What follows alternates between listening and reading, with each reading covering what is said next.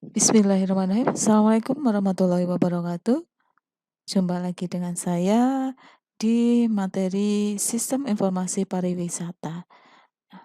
Materi sebelumnya sudah kita bahas bagaimana jalannya satu sistem informasi, ya, baik itu mulai dari input, kemudian proses sampai menghasilkan satu informasi.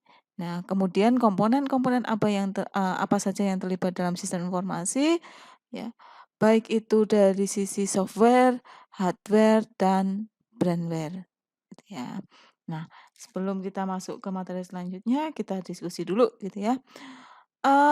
Bagaimanakah Anda memandang masing-masing komponen kunci dari sistem informasi dan sistem informasi secara keseluruhan sebagai satu sistem fisik ataukah sistem abstrak atau virtual? Nah, apakah, sebagai sistem tertutup ataukah terbuka? Nah, sebutkan beberapa contoh hasil penerapan dari sistem informasi. Nah, kemarin 2 minggu yang lalu Anda sudah mengumpulkan, tugas dari penerapan sistem informasi pariwisata. Nah, kita akan coba lihat.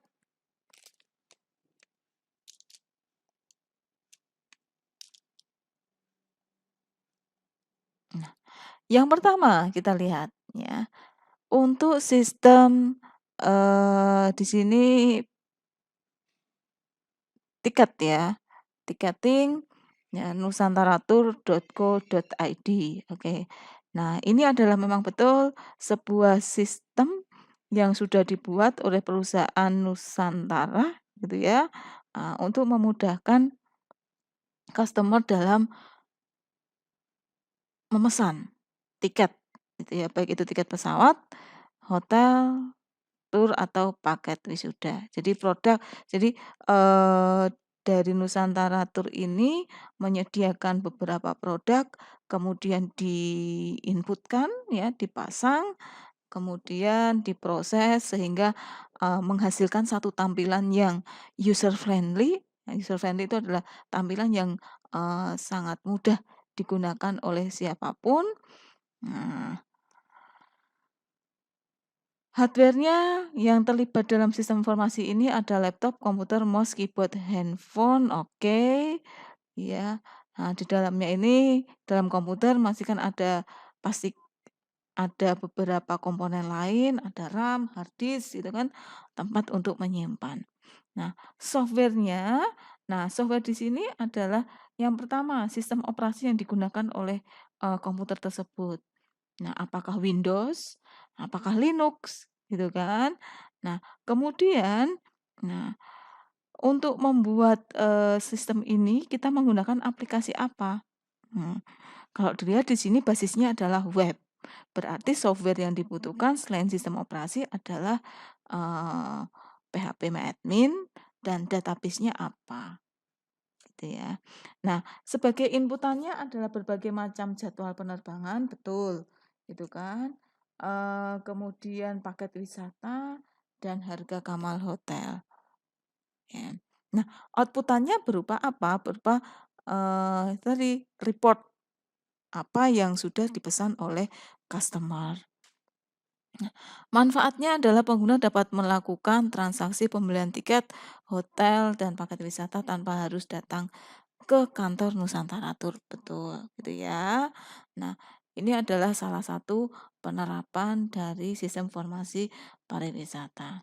Contoh lain, nah di sini, ada tiket.com, ya betul, hampir sama ya konsepnya dengan yang sebelumnya bahwa ini merupakan, satu media untuk customer mudah untuk melakukan pemesanan, baik itu tiket, pesawat, hotel, ataupun destinasi yang lain.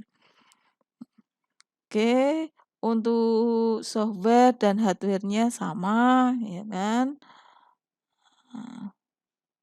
Hardware yang difungsikan untuk membuat database informasi wisata dan sebagai sarana untuk sistem informasi pada dijalankan. Nah, database-nya apa gitu kan? Apakah diketahui? Nah, software-nya adalah Nah, sistem operasinya menggunakan apa? Windows, Linux, atau Macintosh. Ya. Kemudian dibuat dengan menggunakan bahasa apa juga belum kelihatan di sini ya. Nah, inputannya adalah berupa tempat wisata, kemudian bisa itu ya data harga tiket, outputannya adalah informasi yang bisa dimanfaatkan untuk customer. Oke. Nah,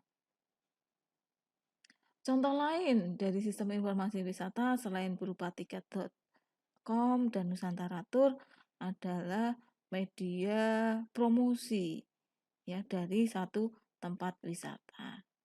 Gitu ya. Kita coba pakai yang misalkan Dusun Semilip. Dia punya webnya tidak? Dusun. Nah, oke. Dia masuknya ada di Travel Kompas, Instagram, kemudian di Dusun Semilip dia punya satu web khusus. Nah, oke, kita coba cek. Nah, ini juga merupakan salah satu bentuk sistem informasi pariwisata, ya kan? Nah, ada informasi yang ditampilkan di dalamnya. Nah, di pertemuan sebelumnya kan saya sudah menjelaskan bahwa inputan itu inputan itu bisa berupa gambar, teks, video. Nah, ini adalah hasil inputan ini. Ya. Nah, gambar-gambar dengan view yang bagus, nah, kemudian video yang menjual sehingga tampak apa ya? Mempunyai satu daya tarik ya tersendiri sehingga orang penasaran untuk berkunjung di tempat ini. Nah, kemudian ada tujuannya, ada wahana apa saja di dalamnya. Nah, seperti ini. Event, nah, ada Dukder Santuy. Nah, diselenggarakan kapan? Nah, ini juga ada. Ya. Jadi semua informasi yang ditampilkan oleh si pembuat sistem informasi ya, itu akan tampil di sini. Nah, ketika kita membuat sistem informasi pariwisata yang menjual destinasi, nah, harus komplit, ya. Produk yang dijual apa, terus kemudian tujuan atau apa ya, paket produk ya, produk dan paket produk, kemudian ada channel-channel lain yang bisa dihubungi. Contohnya di sini ada Facebook, Instagram, kemudian ada TikTok-nya juga, ya. Terus kemudian ada versi YouTube-nya.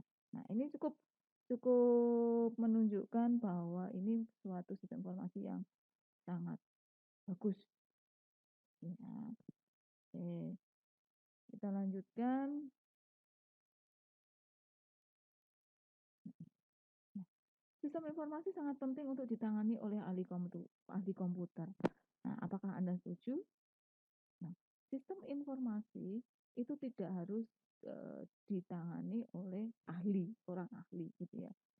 Nah, kalau saya berpendapat bahwa orang yang ahli itu adalah orang yang membuat sistem gitu ya. Betul, untuk sistem informasi itu memang dibuat oleh ahlinya komputer, ahli sistem gitu ya. Tetapi sistem informasi ini bisa digunakan oleh orang yang notabene mempunyai pengetahuan yang minim tentang komputer. Ya. Paling tidak dia bisa menjalankan satu sistem, bisa menjalankan komputer, kemudian memanfaatkannya dengan sistem yang ada. Gitu ya. Jadi itu sistem informasi itu bisa digunakan atau bisa dipakai oleh semua pihak dan dibuat oleh seorang yang memang ahli komputer. Nah, Ketika kita bicara dengan sistem informasi, maka tidak lepas dengan yang namanya manajemen, gitu ya.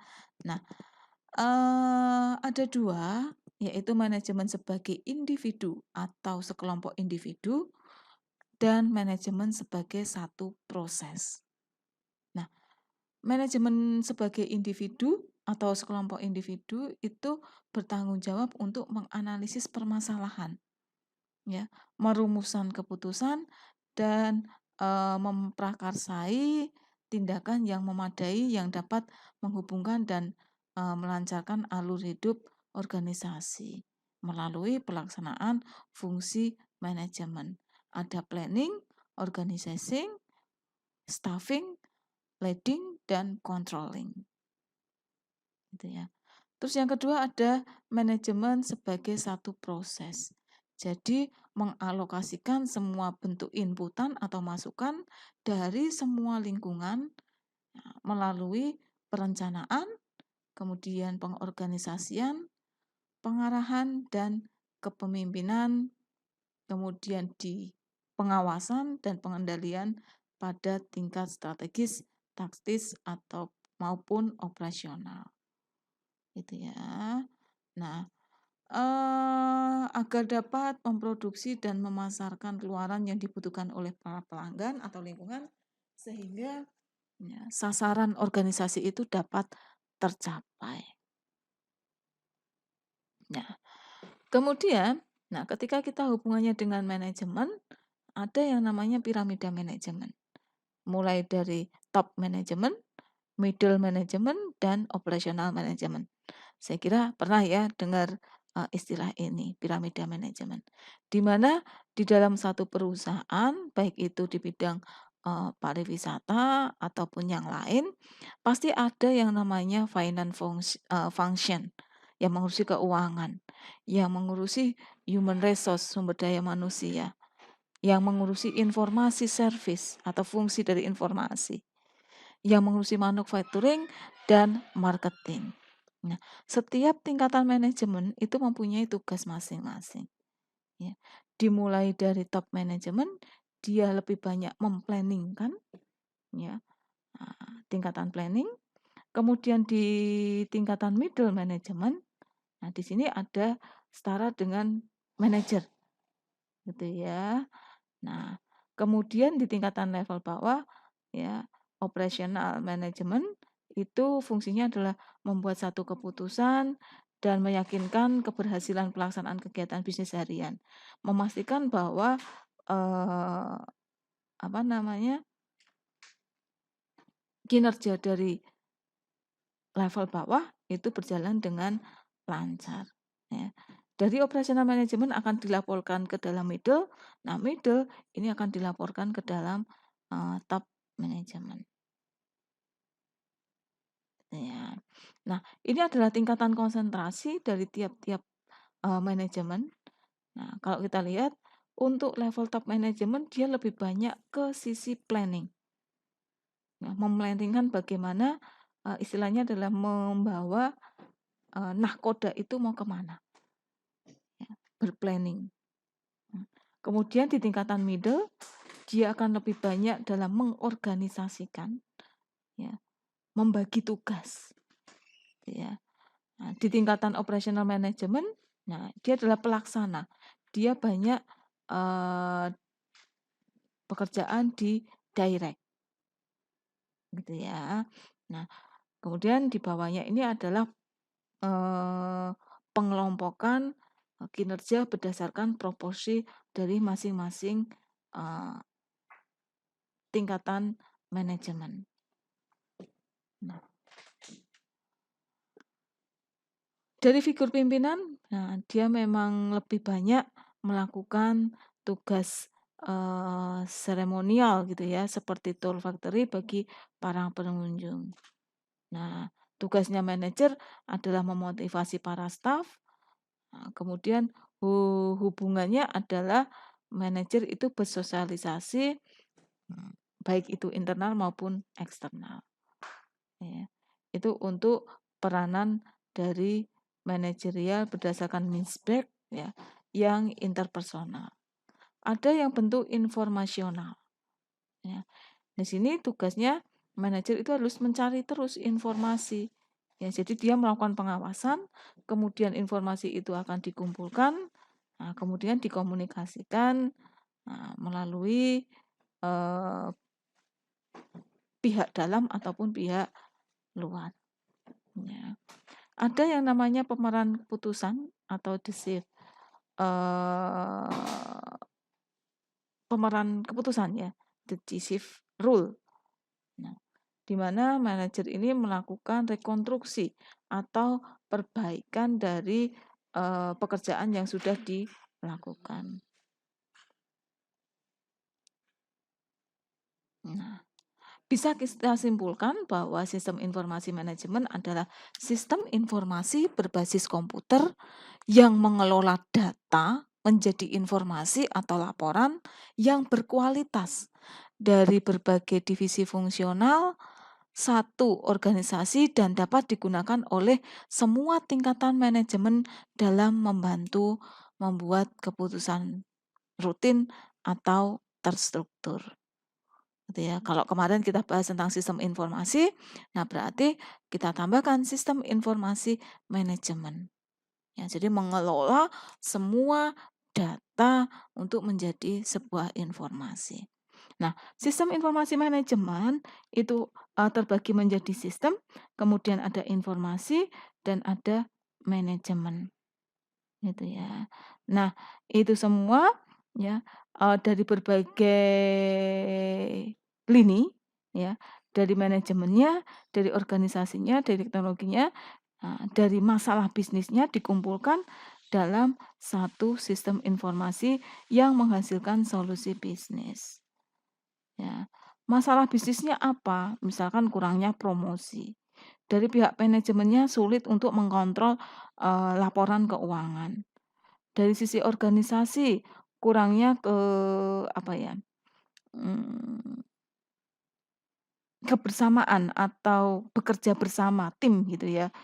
Nah, sehingga jika kita membangun satu sistem informasi dari berbagai lini atau berbagai bagian itu bisa bekerja dalam satu sistem ya, dengan teknologi yang ada.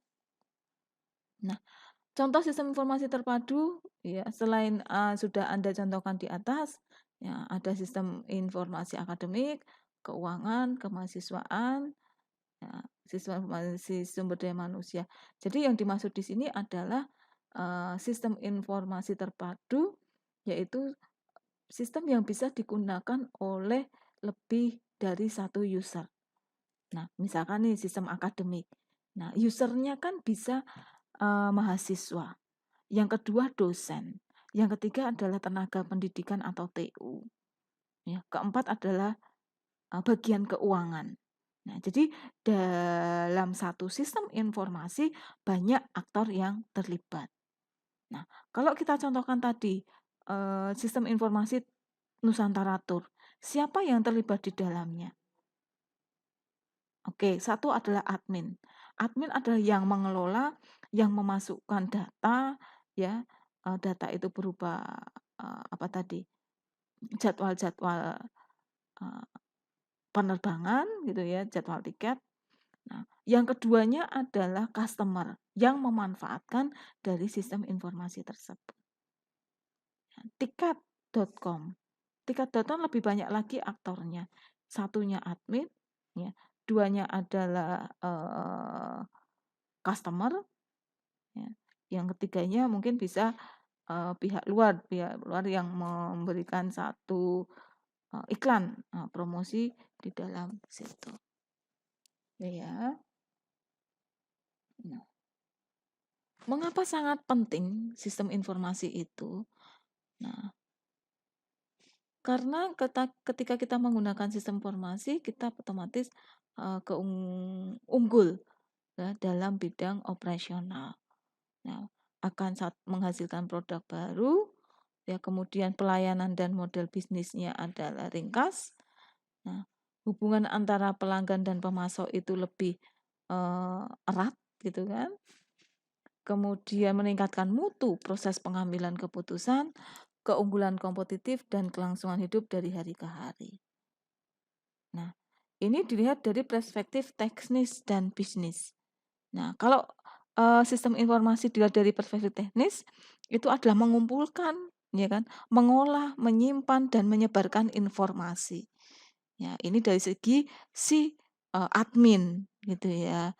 Jadi, dia bisa memasukkan data, ya, terus kemudian, menunjang pengambilan keputusan, mengkomunikasikan, mengkoordinasikan, gitu ya.